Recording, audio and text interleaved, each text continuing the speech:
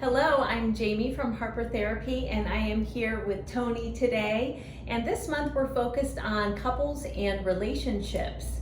And our focus for this week is going to be, when is it time to get therapy?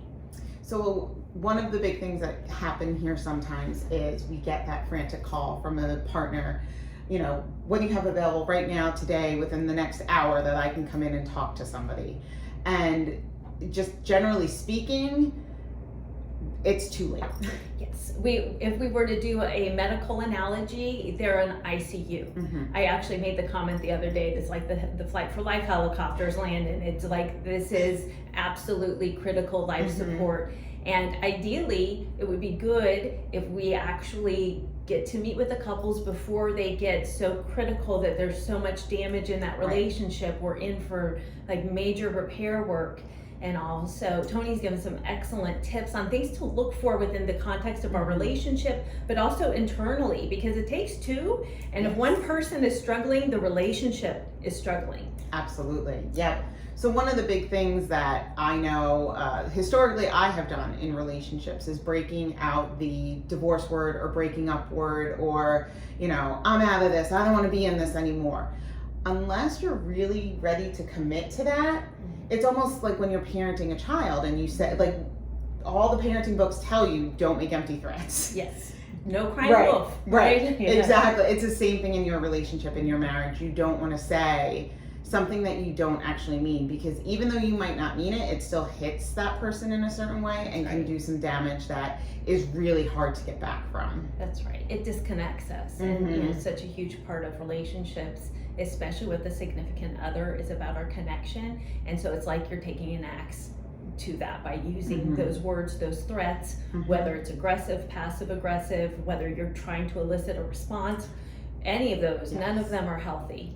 There's always something behind that threat that you're making. There's something you're trying to get, and it's not going to work by throwing that out. Yeah. The other one that, again, and most of these are things I've done, and that's why I was able to write them, is having a backup plan. I only recently, probably within the last 2 years, have finally thrown away my backup plan and been like, okay, no, I'm in this. I'm like, when my husband and I would get into big fights, I would go over my budget and be like, okay, what can I afford? Can I get a 1-bedroom? Not right now, not in this economy. But like, just trying to be like, okay, so this is the backup plan I have. I can go and I can live here, and this is how I would manage it, and I'll do this. And even, I think it goes kind of hand in hand with when you're throwing out that divorce word, is making the jokes about, oh yeah, so when we break up, I'm gonna get the dog and you can keep the cat. Like, I understand, like, listen, I get it. In some, yes, there is a little bit of humor to that, but when it really is becoming something that you're throwing out more and more often, or thinking of, even when your partner isn't around, like you're putting away dishes and you're like, oh yeah, when we break up, I'm taking these dishes. These are the good ones. You might want to start to look into whether it's individual therapy, couples therapy, something, because there's so much more going on. Yeah, and I think awareness is key. Like, if you notice that you're thinking things like that or saying things like that, that is it. The second you have awareness that something is off in the relationship, patterns in particular, it's one thing to have a one-off, argument or a rough week, but patterns, when you have patterns that are not healthy or serving one or both of you, the second you notice that, it's time to call. Yeah. And absolutely. and it might be just a few sessions, and you get those patterns under control and change them into new patterns, learn how to communicate in different ways. That type of thing makes all the difference. Absolutely. The next one is not having sex.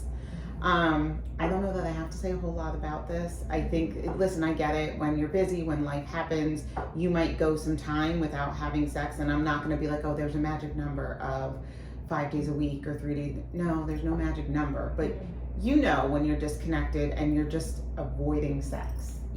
And a lot of the time, the physical act is symbolic of what's happening emotionally in a relationship as well. And so that's something to be, again, aware of. We all have different seasons. If you have small children, it may look very different in very different seasons. And also, of course, you want to allow for that.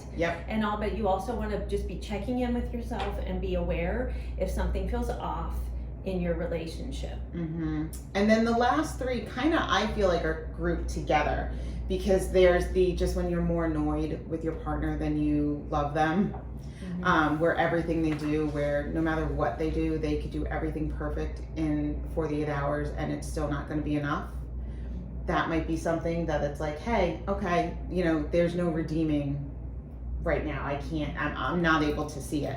That's something, again, individual or couples therapy, and that goes hand in hand with that you're feeling disconnected from your partner, and that you don't feel like you can go and talk to them, and you just don't, like, you're two ships passing in the night, where it's like, oh, well, I kind of have more of a roommate than I have a partner. Yes, and what I like about, like, the first three are about the interactions between the couple, and then the other three are really what's happening internally. Yes. And I know, like, as far as the disconnect, I know for me, I felt very lonely in relationships historically, and that was a huge red flag for me, that I was not feeling seen or heard, or like a priority or that type of thing. So doing that internal work, and if you notice it, even if the other three relational things aren't there, certainly it's important to come in and find out what's going on and just get to know yourself in a deeper level as well, what your needs are. And what that means, because like that feeling of feeling lonely or feeling uneasy in your relationship is the last one, and just noticing like something is off, and maybe it's me and maybe it's them, maybe it's everything. Coming in just to kind of get a checkup, get a tune-up, and just sit and get to know yourself a little better, so that you can understand when these things are happening for you. Yeah, and you know, I also think with relationships, they're dynamic, they're ever changing, and even if we're in a really good place, we can always improve. Absolutely. And therapy fosters us getting deeper connection with one another, deeper connections within ourselves. So I'm an advocate for therapy at any time within a relationship. When you're on the highest high top, it's like, great, how can we keep this train going in this direction? Right. And what is working, and how do we put names around that so that we can continue that when things do take a dip? Because they do. It's natural. Yes. It happens. It's life. So if this resonates with you, if you feel like there's just something that feels off about your relationship and you can't put words around it, give us a call at Harper Therapy, 813-434-3639. Bye, guys. Bye.